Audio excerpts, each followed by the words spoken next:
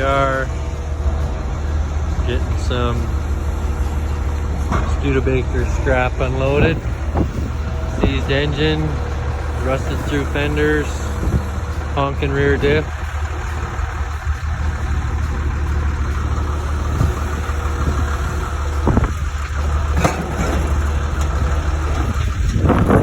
More money for car parts.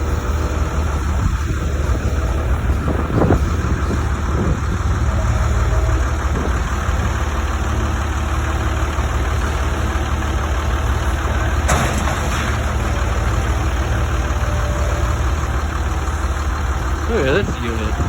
He's way up there.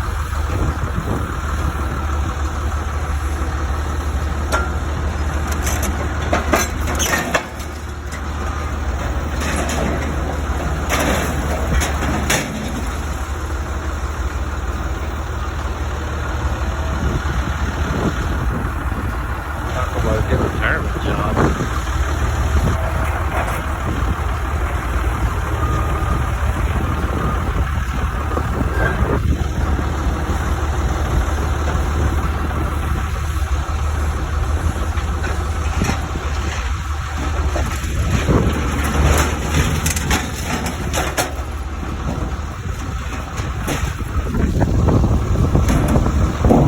I think I'll unload the rest. All right, everybody. Time for a brief update. We'll start on the inside here. So, square body C30 steering column out of the donor truck.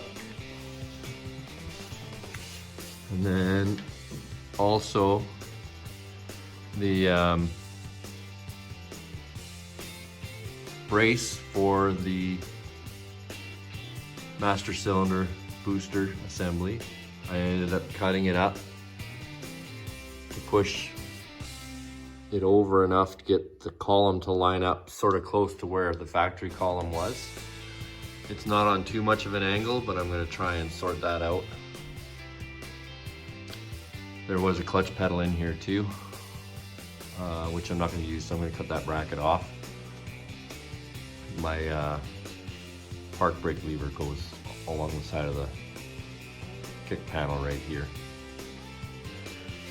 We have what basically amounts to, come outside here now.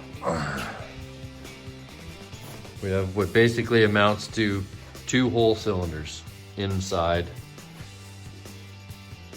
the cab. But I have lots of room up top. So when I build the doghouse, I'll make sure that I can get those valve covers in and out and service everything all right. There's nothing behind the dash right there other than a little bit of wiring and a couple of tubes to go up to the heater. And then I'll have to take that engine bracket off, the lifting lug off for my vent, my upper vent to actuate. So here's the Hydro Boost setup out of the square body. And it fits all right. I'm going to have to brace all of this. I'm going to build a bracket to fit up in here to take the force of this and apply it up here a little bit better. I'm going to have to brace for around where the steering column comes out. It might not go exactly there yet. If I can squeak it over that way just a little bit, I want to just keep the steering column straighter. The injection pump goes right here. It's going to be very tight. So I may have to space this side of the master out just a bit to push it over to clear all the injection lines that are going to go through here. The intake horn is not going to work, the stock one, at all. It's not even close. I did some measurements off my truck, so I'll have to fabricate something for that. The exhaust over here with the turbo sits right here up high. And I don't want the downpipe going into the cab. So I can get a different style of manifold where the turbo is in between cylinders 2 and 3 right here. and that will give me enough room to put the downpipe in a better position. I've got clearance, got my light. I've got the clearance I need for oil drain back. There's a big tube cooler thing that goes here that I'm deleting anyways. The oil filter's gonna fit nice. And the air conditioner is supposed to go down here, but it's not gonna fit. The other good news is the factory Studebaker rad right there actually fits. It sits right on here. And I'll post a picture that I put the front clip on, and there's enough room to run that radiator. This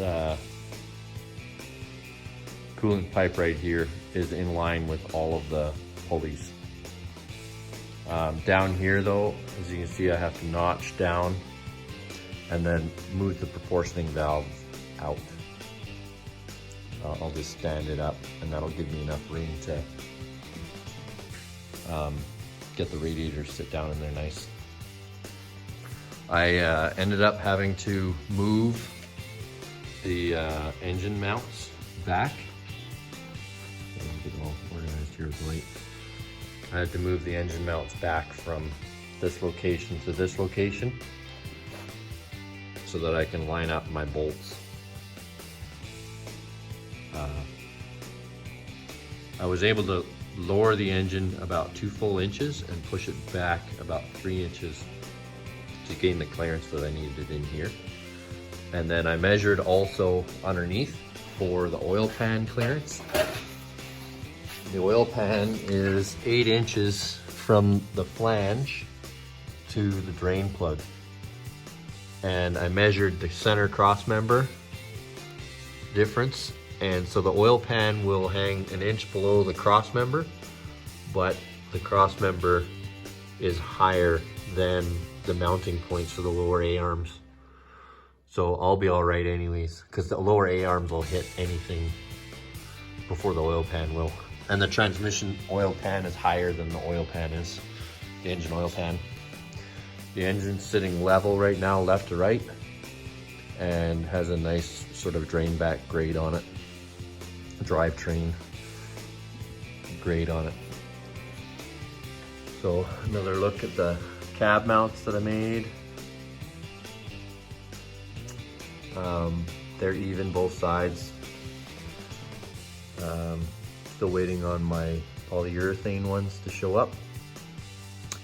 But anyways, that's where we're at for now. And I'm glad I used this cab first, because there's a lot of hacking getting it to fit nice. But there'll be a little bit more foot room on the passenger side.